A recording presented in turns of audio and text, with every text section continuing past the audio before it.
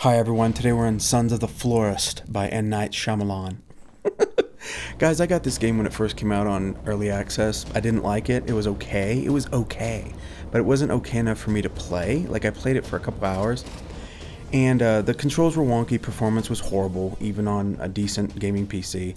And I don't know, it just, there wasn't, you were running around and there was nothing to find, not much to do.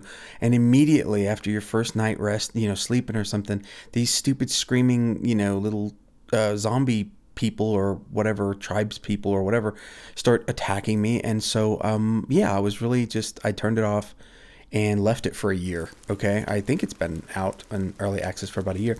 Well, now I came back to it because the game is launching and leaving early access in 2 months, roughly 2 months. And so I booted it back up, and entirely different experience. Entirely different experience for me. Could someone in the comments tell me why when I drank that crystal clear water it makes me gag? I don't know. So we have this buddy, for those of you who don't know anything about The Florist. The Sons of the Florist is about a son, and that's my son that you just saw. And we're florists, and what we do is we take care of all the flowers in the forest, and that's how the game gets its name.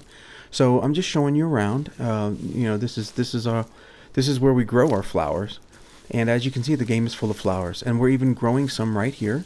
We picked them in the wild, and we're growing them right here. So I'll leave a link in the description below so you can order online. We ship globally, and we do all events and birthdays, Christmas. We'll give you all the flowers you want. Anyways, ignore the skulls. We worship the dark one on occasion too. But so that's what Sons of the Florist is. See all the flowers? Look, that's what it is by N. Night Shyamalan. And so aside from that, the game is full of gorgeous. What gets me, guys, is that this game, it's like 16 gigs. I think it's 13 down. You download 13 gigs compressed, and it's like 16 gigs. I don't know. I could be off a little bit, but for a 16 gig game, this game is pretty darn photorealistic. It's pretty amazing. You can go anywhere as far as you can see. You can go there, okay? Because you're on this mountainous island, in the middle of the ocean, but it's huge, okay? And look at that. Oh, can we go? I love that you can see your feet in this. So many first-person games don't let you see your feet. I want to see my feet. And it helps. Oh, look, there's a rodent. So one of the things I noticed immediately that I didn't give it time before is that when you walk through weeds and all that, it's disrupted. So they're actually collidable, right? There's collision with all these things. You walk through snow. Oh my gosh, it looks and sounds real.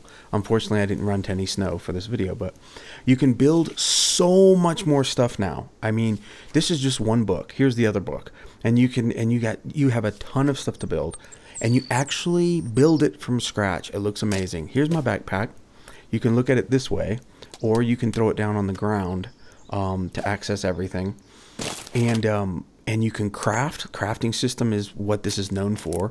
This is a survival florist game. So if you ever want to be a florist, but you wanted to survive in the wild to grow your flowers, this is the game for you. But take a look at this. Everything. So when I say collision, and I don't know if I don't have the right terms, but watch me chop this tree. Okay, this feels like you're chopping a tree. It really does. The only thing I wish, well, you'll see in a minute, but it's okay. It's okay. But the only thing I wish is when the tree falls, I wish it'd stay whole, and then you have to chop it up.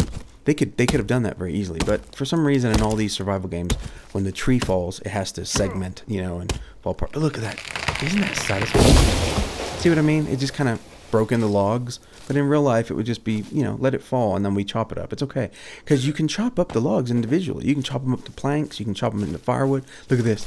Here's how we collect our as a florist, this is how we collect our flowers. A lot of times we just dump them off the cliff, And then we sort them in piles that way. You see? That's how we have a global market. We're so efficient. Oh, ignore the corpses. You know what?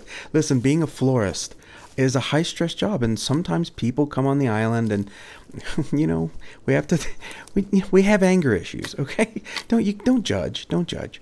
But see here how you just this is what you can do. Even the sticks, you break them up, get that fancy super awesome tech lighter, and light that sucker up, and there you go. There you go. We're florists and cannibals on the side, and don't mess with us, but we have fun in between. When we're not eating you, we're having fun, selling you flowers, and planting flowers, and everything's flowers. Sons of the Florist. 800 Sons of the Florist. So order now.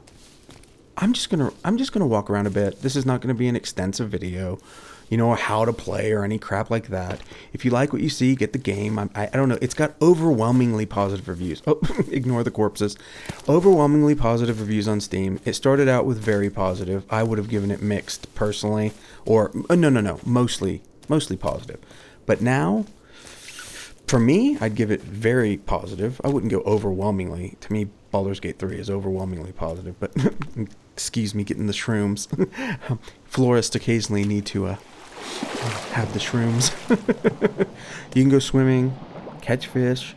I mean, the wildlife will do stuff. Birds will swoop down and grab animals, and I don't. You can get any of the animals. And I don't know. It has it has multiplayer. I haven't played that. I just do single player.